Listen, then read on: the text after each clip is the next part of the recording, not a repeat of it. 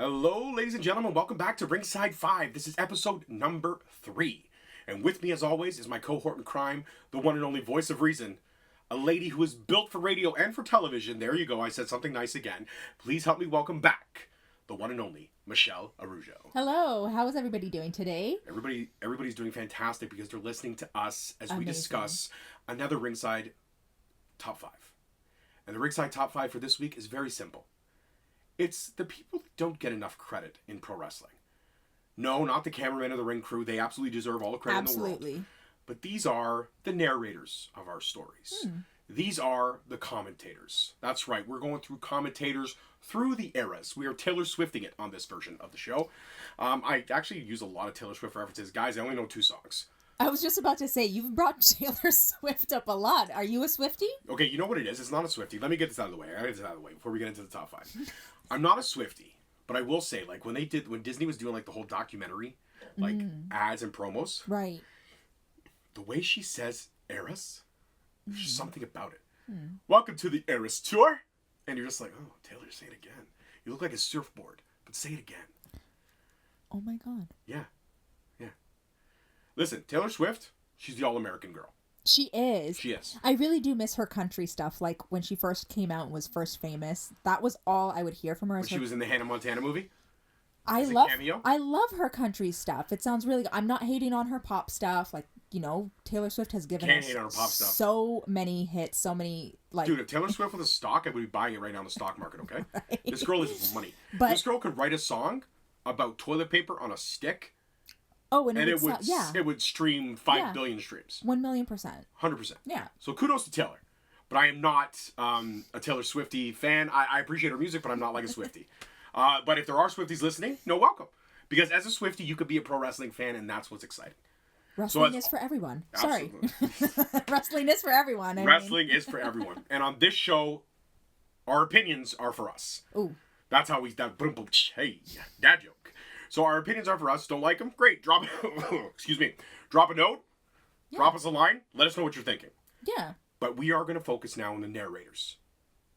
This week is my turn at 1, 3, and 5. Michelle has 2 and 4. We know how the game is played. Without further ado, I had to clear out my throat there. Number 5. Someone who is a body. Someone who was congressman. Someone who I believe was maybe a governor or a congressman. I'm not sure now. Jesse. Oh, he was. He was the governor of Minneapolis. Oh. Minnesota. He was the governor of Minnesota. Or Minneapolis, whatever the state is. Jesse the Body Ventura. That's right. Jesse the Body Ventura. He also starred in The Predator. Or had a guest spot in The Predator. He didn't star. Schwarzenegger starred, obviously. Like he starred in it. Well, listen. Jesse the Body Ventura could... Listen. The only thing people remember from the original Predator is that shot of Carl Weathers and Stallone, and Schwarzenegger, and their arms are just jacked. Oh, yes. And no offense to Carl Weathers, may he rest in peace, but why are you wearing a Lacoste golf shirt in the middle of the Amazon jungle? Why is this a thing? Poor planning. Poor planning. So what you're saying is they ran out of budget. Poor planning. I don't know. Maybe the Lacoste golf shirts make you like your biceps like bulge. Oh, maybe. Maybe. Yeah. Interesting. We'll have to look into that. We do. But regardless, let's talk about number 5, who's Jesse the Body Ventura. He actually made his return to commentary tail end of 2024 for Saturday night's main event. Yes. And he will be at every main event. Now, here's a man who's come on a few podcasts and said he doesn't watch the modern day product. He doesn't keep up with the modern day product. So what does Triple H do? He throws him in on commentary for the main event of Saturday night main event. And what does he do? He holds it down. He actually accelerates it. He actually makes it so much more enjoyable than it already was. With Graves and Cold Air, we already have magic. But you add Jesse in, and what I love about Jesse, mic drop line of the night from Jesse on that Saturday night's main event. If it wasn't for guys like me, Cole, Graves, you wouldn't be making the money you're making. And that is the truth. Jesse the Body Ventura, the way he used to say, oh, come on, gorilla. Like, that was everything. Jesse the Body was the voice of Saturday night's main event. He was kind of the classic old school commentary. I mean, when you think of Gorilla Monsoon, you think of Jesse. You also think of Bobby. But because we did Bobby in the managers after episode 2, I didn't think it was right to do Bobby for the commentators. I wanted to give somebody else a little shine. So that's why, number 5, is Jesse the Body Ventura. Michelle, what do you think? I actually like this. I was rewatching Royal Rumble #1 last night. Yeah, and poopy.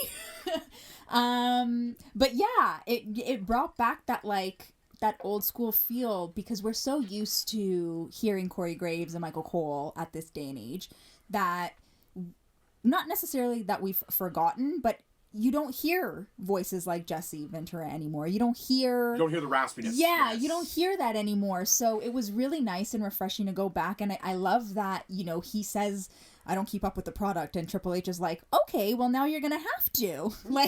So... Call Kevin Owens and Cody. Right? And also insult Cody when he's, why are you waiting for the crowd to be hyped up? Just hit your finisher and finish the damn match. But that is something that I can appreciate from a commentator too, right? Because it's not them just watching the match. It's them also being a fan and being invested in what they're seeing and being able to relay that to the people who may not necessarily be seeing, may only be hearing it, or, when you watch... when you watch on TV, you're hearing the commentary, but when you're there live, you don't get that. But then I like to go back and actually listen to what they're saying. Like I went to Money in the Bank, and I couldn't hear the commentary, obviously. Right. But I went back, watched the next day. It is a very different feel. Very different. The commentary really does pull the viewer in, and I know a lot of people are like, "Yeah, duh, George. Okay, relax. Pump the brakes there, Marks." I get it. Yes, it adds to it, but it really, unless you're listening for it, the subtleties. The one-liners, the brilliance of certain things. And there are people that are built for commentating, and there are people that are not. Your boy is a part-time commentator. I'm not great. I'm okay. You do great. I think you're great. You're saying it because my friend. No. I would tell you that you're crap if you're crap, because I think as a friend, it's my due diligence to let you know, hey, that's not a good look. Stop with these college-level words all the time. Just bring it down with the vocab a little bit here. Yes, no, you would tell me you would be diligently honest, and you would be ruthless and aggressive in your play. See what I did there? That's, go back and listen to episode 1 if you don't understand what I'm talking about. But yeah, you know what? You're absolutely right. It's a lost art. Or it's an art that a lot of people don't appreciate. And I feel like when people are so focused on tribalism in pro wrestling, and people are so focused on which company is better and the views and this and that, why don't you focus on the art form that it is? Right. A lot of people focus on the wrestling. A lot of people, there's only 52 minutes of wrestling on this show. Yeah, but there were 52 quality minutes here and maybe 47 quality minutes over there. And maybe there was vignettes and there was commercials. Guess what? Everyone's got to get paid. Their sponsors. Yeah. That's how the business works. It's a business. But there is subtle art form to every little cog in this wonderful wheel of pro wrestling. Oh, absolutely. And you have to give them flowers. So without a doubt, Jesse the Body locked in at 5. Michelle, give us 4. So for number 4, I chose a staple. You guys might know him as Jim Ross. We'll call him JR for short. Number 4... I chose him for this spot just because, first of all, iconic. I think growing up, when I think about watching wrestling growing up, the voice that I'm hearing calling matches is JR. The voice that I'm hearing say, not like this, God damn it. He has a family. He's broken in half. He's given us so many one-liners, right? Which is what they're famous for. Stomping a mud hole, baby, gonna walk it dry. Right, and because he's so country, I think that, the Southern in him gives us those, idioms or those sayings that we don't really necessarily hear all the time. Cadence. He's got that Southern cadence. Yes. I love that word so much. Cadence? Yeah, I love that word. Unless you're a hip-hop head, you have no idea what cadence is. You have no idea what that is, right? But cadence is a thing in hip-hop. Look it up. Stinker Tinker Time. Look it up. Stinker Tinker Time. But the real reason why I chose JR as number 4 is with as many great moments that he's called, so many iconic moments, so many great one-liners he's provided us with, he's also had to deliver really terrible news. He's the person who announces to everybody that Owen Hart did in fact, have an accident, that he passed. And I think that's a big responsibility, and you see it also in his face, and I think he even touches on it, that he has the unfortunate responsibility to announce and let everybody know that, and think this about this, happened. Here's the part that really does make my skin crawl in that whole moment. He's letting us at home know what happened. But there are 17,000 people in that arena. that don't know anything because they're not hearing the commentary. And they won't know anything until the next morning. Yeah. So there are 17,000 people that are behind him going, well, he's delivering telling people the worst yeah. news ever. And then there's that one fan that's going to be like, well, I look like a jackass. No, you don't. You didn't know. You didn't know, right? And you don't know what you don't know. And it sucks that JR, he'll be synonymous with that moment forever because he had nothing to do with that moment. He just had to be the voice that told us. But I think that also says a lot. That, like, you're going to be the person to tell people that. And that's a lot of responsibility. It is a lot of responsibility, but it's somebody that we respected. It's somebody that we heard things from all the time. And, like, it's a really sad part that... of a great legacy. Like, it's really sad. Like, I don't even know how to word it. But the fact that he held his composure, he did his job, he let us know what was happening, and he did it with such, like, respect to Owen and to, like, let the fans know, you know, unfortunately there was an accident here. The fact that they even chose him to say it, like, because the king is right there. Why didn't they have him announce it? Why didn't they have somebody else? Had to be JR. Right? Just had to be JR. There's a significance there. So as many great moments as he gave us that as well. And I think that just attributes to his dedication to us, his dedication to his work, and just knowing that, you know, okay, this is something I got to say, this is something that takes a lot of responsibility, and he has my utmost respect, literally, if not for the rest of his career, like the other parts of his career, for that, because how do you do that and be okay and continue to call matches and continue the show? So JR, you are my number 4. I honestly would have you higher because of respect and everything, but I think solid 4s. I don't disagree. I think he's a great pick for 4. Like you said, a GOAT legend to have come down with cerebral palsy as well. Yes. And to come back and still be in the tip-top form that he was in, and made his cadence even better. Yeah. It added something to that. I can hear his voice right now. I can too. I can hear it now too. Oh no. No. God, not like that. Yeah, absolutely. Solid number 4, I love it. Number 3. Yes. Who you got? Again, I apologize for the congestion, ladies and gentlemen. Number 3 is someone who we would acquit with being the one behind the one in 21-1, or the wise man to the tribal chief, or simply being the guy that everyone wants to be a guy of. The innovator, the antagonistic, the smartest man in the room. Just ask him. Ladies and gentlemen, his name is Paul Haymen. Okay, Paul Haymen was a commentator right after ECW shut down. He got brought in. He was paired with Taz for a little bit. He was paired with Joey Styles for a little bit. Paired with JR for a little bit. Led us to some great moments in communication between him and JR. Some of the best juxtaposition of, I hate you, I dislike you, but I'm going to work with you. And Paul Haymen has gone on the record saying that JR made him a better commentator because of the fact of how well JR could play off of his sarcasm and keep the story moving. A lot of people don't recognize real. And I'm about to spit some facts right now. Paul Haymen, hands down, one of the most brilliant minds ever in the business of pro wrestling, but also just in life in general. A man who took a company of misfits and made it into the biggest competition next to a billionaire, 2 billionaires in fact. Gave us something different in a time period where we sought for something different.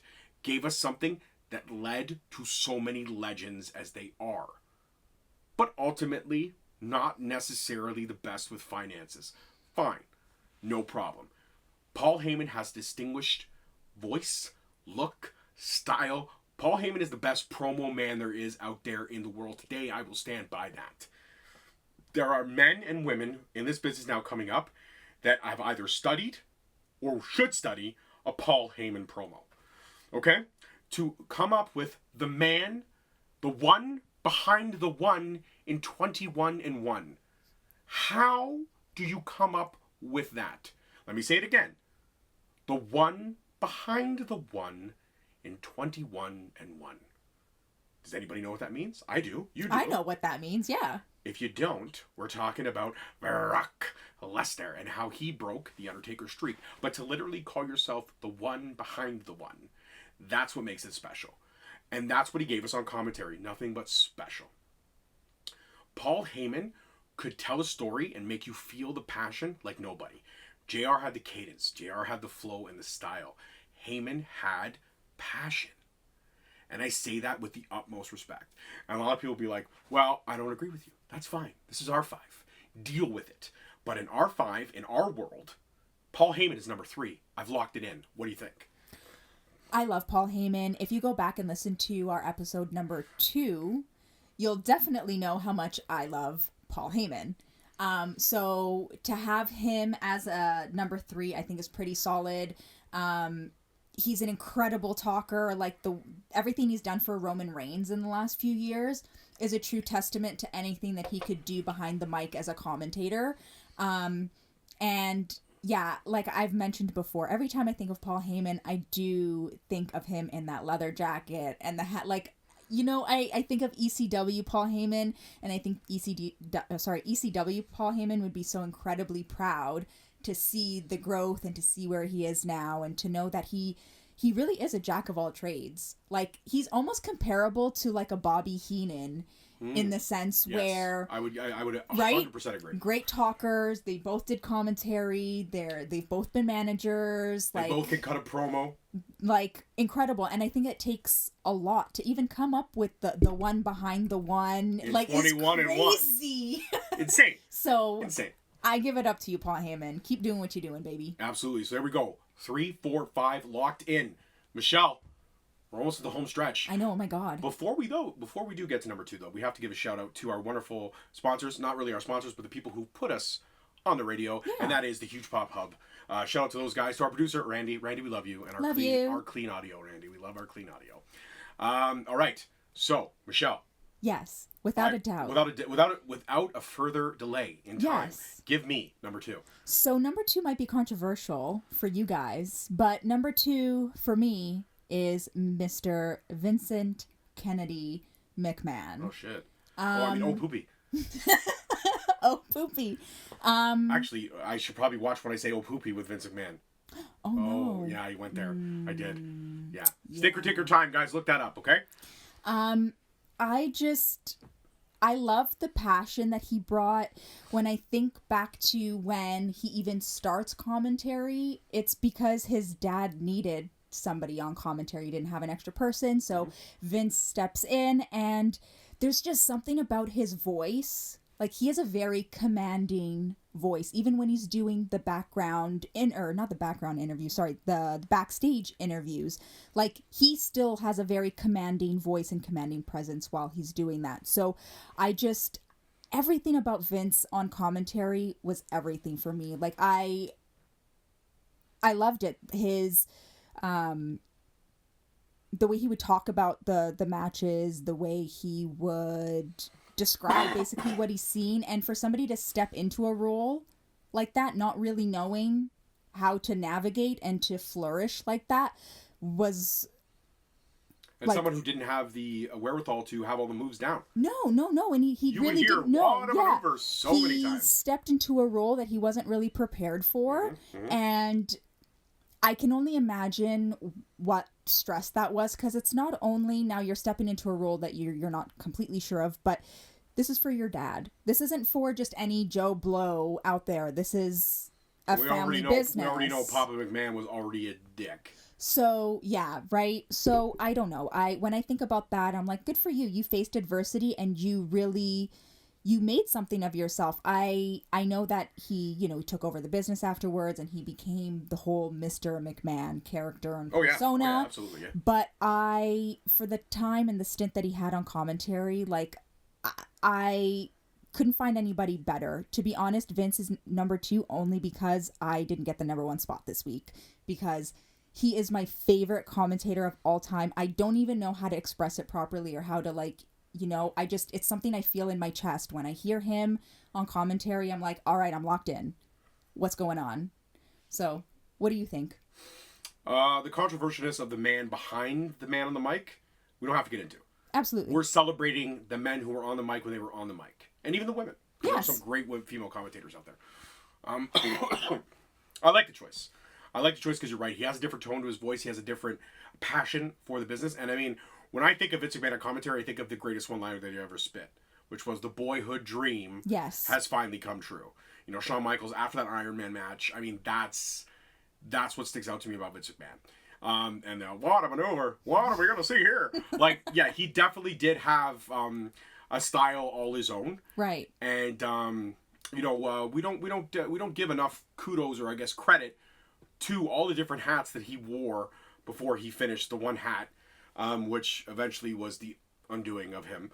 But I mean, this is a man who took a $1 million company, made it into a multi-million-dollar company, made it into a billion-dollar company, and sold it for billions of dollars. So, you know what? Vince McMahon on commentary, not shrouded in any kind of darkness. Before all that stuff. Exactly, yeah. before it. We can celebrate Vince McMahon on commentary, and I'm okay with that. I like number 2.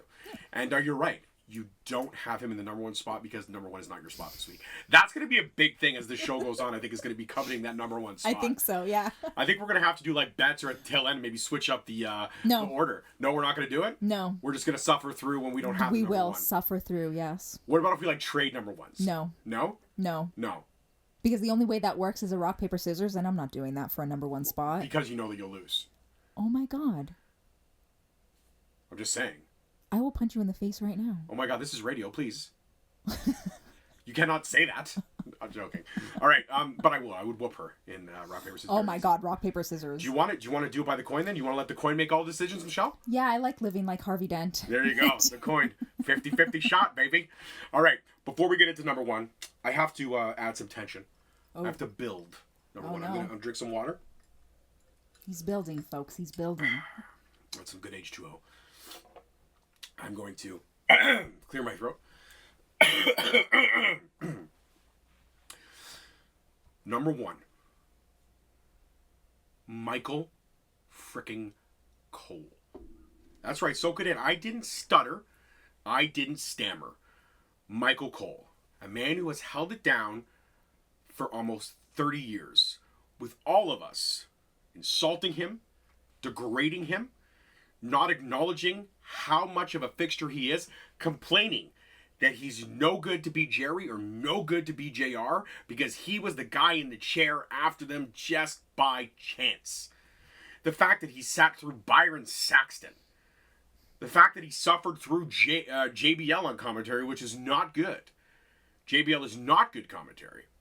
The fact that he literally had marks upon marks on the internet insulting every fiber of his being. One person even was smart enough to tweet out, "Go kill yourself, Micheal Cole." That's how wrestling fans give a man with 30 years who has called some defining moments in our lifetimes as wrestling fans. And you know what I say to all these fans that treated this man with such disrespect? For shame. I say, for shame. Because Micheal Cole deserves his flowers. Micheal Cole deserves that number 1 spot. Let me tell you how good Micheal Cole is. I gotta go back to Saturday night's main event. There was a couple bumps, a couple mistakes, a couple missteps in the ring. But a true commentator, a gifted commentator, can recover those missteps by the talent in the ring, which mistakes happen.